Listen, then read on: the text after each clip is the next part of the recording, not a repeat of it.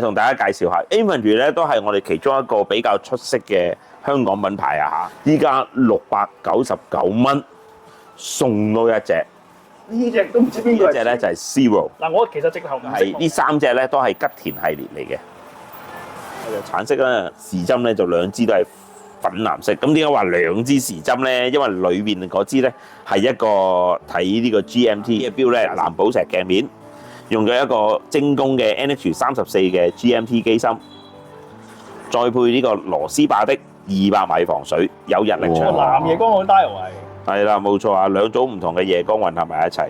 我就呢隻1980蚊，一錶兩帶添喎。係啊，佢有佢特色嘅一個外圈，就係好多個角位。係冇錯冇錯，都有德國錶有，咩日本錶我都有。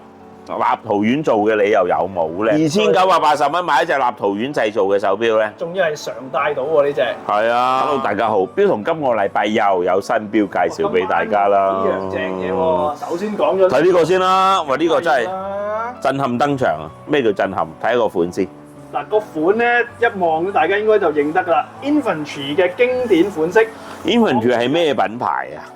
香港品牌係同大家介紹下 Infantry 咧，都係我哋其中一個比較出色嘅香港品牌啊嚇。早前咧佢仲喺 K11有佢嘅專櫃添喎。其實咧，如果你問我咧，香港品牌裏邊咧有啲就做錶做工好叻啦，有啲設計好叻啦，但係 marketing 咧，我覺得 Infantry 係算係做得唔錯。係啊，同埋咧佢次次對我哋香港錶迷咧，零舍錫嘅，零舍好嘅嗱，佢個品牌咧 worldwide 㗎啦，依家。喺周邊都有啦，但係佢對我哋香港錶迷特別好嘅。呢隻錶咧喺官網買咧，好似千零蚊，係定900幾蚊，我唔記得咗。依家699蚊送多一隻，呢隻都唔知邊個係主角嘅錶嚟嘅。我都唔知。第一，因為呢隻 Infantry 咧係一隻計時嘅石英計時錶啦，咁透明嘅外殼啦，好靚嘅。係。跟住呢一隻錶已經抵㗎啦，699。係。仲要加多一隻，買一隻就送一隻 Ultraman 嘅盲盒手錶。嗱，要抽個嗬？要抽，不過我想話俾你聽，早前咧都送過呢個叫蒙面超人嘅盲盒啦，又係買一送一咁嘅。嗰個盲盒咧之後係有得抽嘅，但係我想話俾你聽，呢一套鹹蛋超人 Ultraman 係冇得抽，未必有得抽啊！嗱，係咪完全冇就唔知？呢一刻收到嘅消息。都係冇嘅，係啦，冇錯，一定要買呢個手錶就會送一隻俾你。標誌啊，佢用咗日文啊。哦，個 Ultraman 個 logo 係啊，好有 feel 喎！如果你中意呢一個鹹蛋超人嘅朋友，應該真係走唔甩。係啦，咁呢一個系列咧，嗱，首先咧，呢個係呢3隻咧都係吉田系列嚟嘅。好啦，跟住咧有當代受歡迎嘅超人啦，好似我哋嘅迪迦啦。迪迦好受歡迎啊！呢個好受歡迎啊！呢個7星俠啊！哦，你中意喎？係啊，7星俠我都中意啊！呢個7星俠個仔 Zero。哇！嗱，真係 fans 嚟喎你嗱，如果中意呢個咁有趣嘅 Ultraman， 加埋呢個699嘅，離鬼晒譜，真係冇嘢講㗎啦！699蚊買一隻 Infantry， 再送多一隻 Ultraman 嘅盲盒手錶，快啲落嚟睇下！哇！潛水錶又嚟啦！夏天最好買係潛水錶㗎啦，一定啦，因為大家都中意，比較多人會喺夏天戴膠帶手錶，甚至乎有啲玩錶迷咧專儲潛水錶添，一定有咩類型都要。咁今次呢一隻 GMT 嘅潛水錶，你又有冇啊？哇！佢好得意喎，呢個錶咧，佢用咗嗱，佢嗰個分針時針都係用一支比較粗嘅針啦，大家會容易啲辨識到佢嗰個時間時分。好多時潛水錶都會見到呢個情況。係啦，佢分針咧，嗱呢個就橙色啦，時針咧就2支都係粉藍色。咁點解話2支時針咧？因為裏邊嗰支咧係一個睇呢個 GMT 24小時。換言之，呢個係一個有兩地時間手錶喎。冇錯啦。近睇仲靚啊！你睇下。好，咁今次介紹呢個系列咧，一錶兩帶嚇。咁我講一講呢隻錶個 spec 俾大家聽下先嚇。呢隻錶咧藍寶石鏡面，用咗一個 NH34 嘅 GMT 機芯，再配呢個螺絲霸的200米防水，有日曆槍嘅。問先，透底係喎，嗱呢個好容易睇到個錶底係機械錶啦。我想問一問佢個外圈。係能唔能夠扭嘅咧？係可以嘅，正喎。係啦，咁啊有陣時扭起上嚟都啊幾好手感啊，嗒嗒聲。嗱，佢呢一隻沙色咧係用咗個迷彩嘅標本嘅，我擺條帶喺度，即係話一標兩帶。一標仲要兩帶添。OK， 睇埋呢一隻啦。我呢一隻咧就換咗一條尼龍帶，哇，好型喎！我中意呢個配色啊。我又係中意呢個配色喎。頭先影嗰隻灰色帶嗰隻兩隻我都覺得好靚。呢隻係嘛？唔係呢隻。哦，呢一隻。因為都係有藍色嘅元素喺度，加埋咗隻標度，我覺得係真係唔錯喎。係兩隻都相當唔錯嚇。係。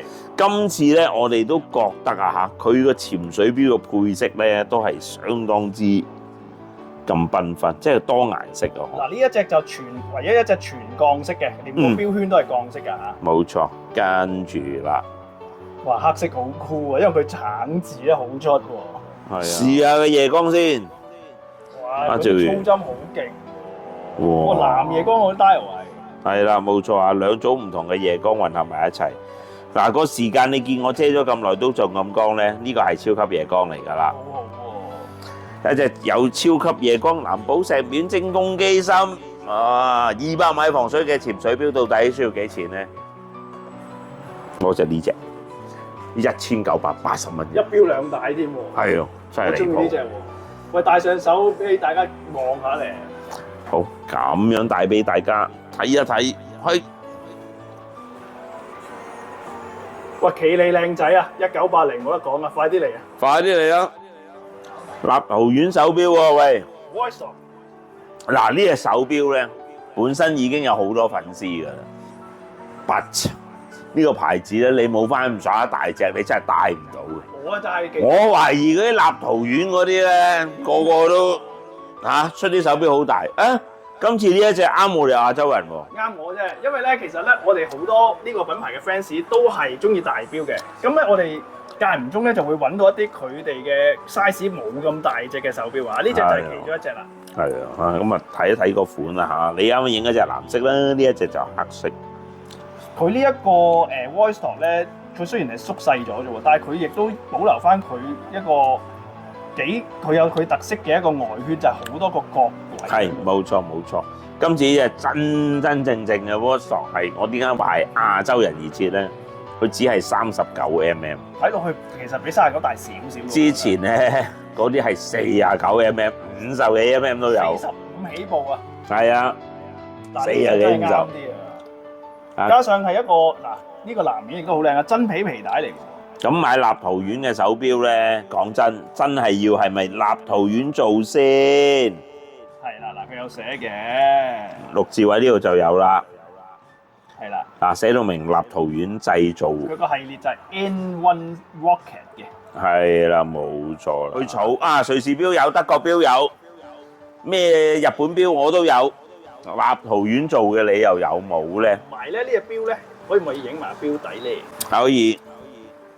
大家如果中意啲錶比較唔會咁多人擁有咧，呢個都唔錯嘅，因為呢隻錶咧我哋翻咗一隻一隻嘅啫，一個藍色，一個黑色。根本呢個牌子能夠出產嘅數量都相當之少，我哋每一次訂購咧，俾到盡你可能都係得2隻咁樣。係啊，又唔會訂得太多啦，同埋佢哋係 order 一隻做一隻㗎。係啊，好特別㗎嚇，呢個牌子做錶都。黑色錶帶，黑面，好企理嘅隻手錶其實。橫掂都係睇睇個夜光先咧。嗱，依家照咗燈㗎嚇。好，拎開支燈先。啊，幾好喎！又幾受氣喎！睇下 last 到幾耐？嗱，你見到依家呢段時間一啲光都冇減退到咧，呢個係可以 last 到好耐，係一個瑞士超級夜光嚟嘅。唔錯喎。係，即係其實日常戴都 OK 咯。我想講咧，通常呢啲類型嘅手錶咧，你圓形好簡單啊嘛，但係佢個外殼令到佢隻錶咧係有少少特色嘅。係啊，我花半分鐘講一講，有陣時品味嘅嘢就係戴一隻好企理嘅手錶。大家都會預計到你嘅手錶，係咪瑞士錶，係咪日本錶？你就偏偏戴一隻立陶宛製造嘅手錶，就真係突顯到個人嘅品味㗎啦。幾錢啊隻錶？依家折咗只係2980蚊啫，2980蚊買一隻立陶宛製造嘅手錶咧，仲要係常戴到喎呢隻。係啊，